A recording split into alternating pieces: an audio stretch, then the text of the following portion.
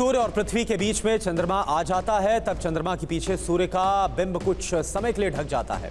इसी घटना को विज्ञान में सूर्य ग्रहण कहते हैं।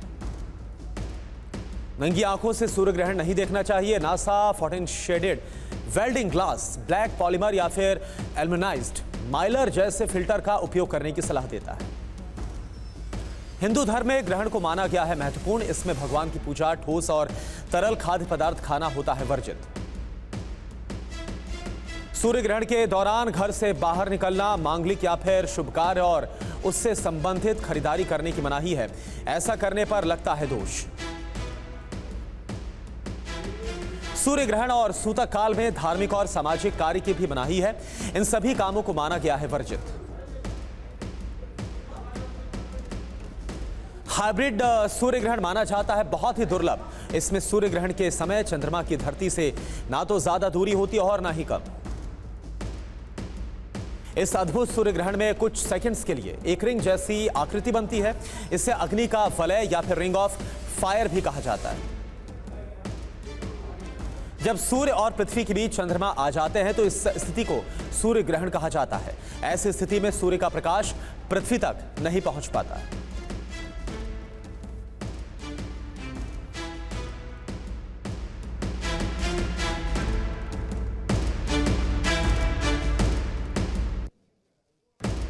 जी हाँ, तो हाइब्रिड सूर्य ग्रहण जिसको लेकर आज हम ये विशेष चर्चा कर रहे हैं, इसके ज्योतिष पक्ष को भी और वैज्ञानिक पक्ष को भी समझने की कोशिश कर रहे हैं। देखिए, दुनिया के कई देशों में दिखा है साल 2023 का पहला सूर्य ग्रहण, और वो तस्वीरें भी हम आपके सामने लगातार रख रहे हैं। 100 साल बाद दिखाई दिया है हाइब्रिड सूर्य ग्रहण।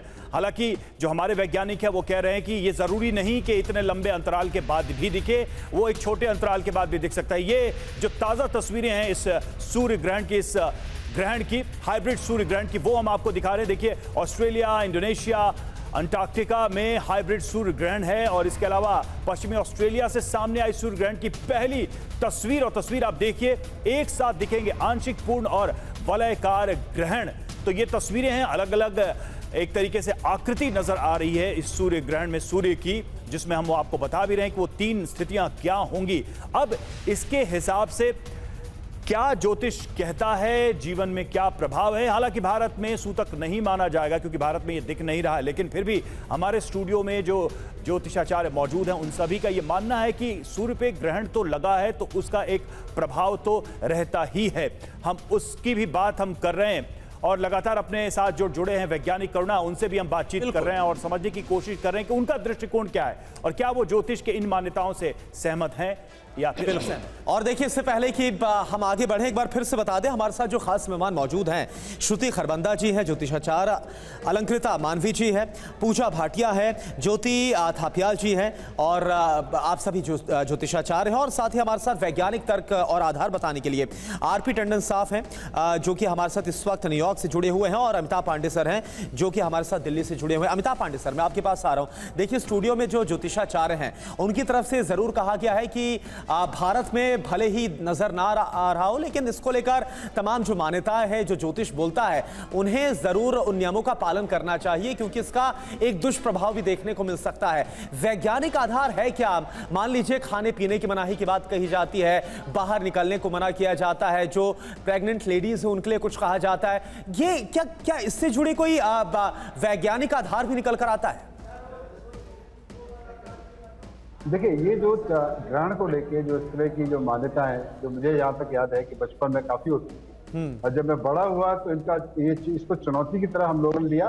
प्रोफेसर यशपाल और विश्व के सारे वैज्ञानिकों ने इसके लिए कैंपेन विश्वासों को खत्म किया। लेकिन दुर्भाग्य से क्या हुआ कि मैं दुर्भाग्य को मानता हूँ कि देश के दुर्भाग्य में कुछ ऐसे राजनीतिक और सामाजिक बदलाव आए, जिसके कारण से ये मान्यताएं फिर से ज्यादा बढ़ने लगी। और मान्यताओं को बढ़ाने में हमारे टीवी मीडियम का, अखबारों का बहुत बड़ा रोल है इस तरह के अंधविश्वासों को बढ़ाने। एक बहुत महत्वपूर्ण बात मैं बताना चाहता हूं कि हमारे जो देश के सबसे मशहूर जो खगोल वैज्ञानिक हुए आर्यभट्ट, उन्होंने 1500 साल पहले ही बता दिया था कि ग्रहण लगते हैं छाया के कारण। इसके पीछे ना कोई राहु है ना कोई केतु। पूरी आर्यभट्टीय में राहु केतु का कोई जिक्र नहीं है। आर्यभट्ट की जो किताब है उसमें किसी भी राशियों का कोई जिक्र नहीं, इनके कोई प्रभाव की कोई चर्चा नहीं। लेकिन जो मैं कहता हूं कि जो ग्रहण लगा है वो हमारी बुद्धि पर लग रहा है, ऐसा मुझे लगता है। और बुद्धि पर लगे ग्रहण में हमारी राजनीतिक सामाजिक परिस्थितियों का और आज पर जिस तरह का मीडिया होगा इसका बहुत बड़ा रोल है। इस तरह का कोई भी सर, प्रभाव लेकिन मनुष्य के ऊपर दुनिया एक में चीज- कहीं नहीं देखा गया है। सर, एक चीज है कि media is just a mirror, वो तो एक सोसाइटी का रिफ्लेक्शन है। सोसाइटी में जो घटनाएं होती हैं उनको रखना, उन पर चर्चा करना, उनके दोनों पक्षों को समझना बहुत जरूरी है।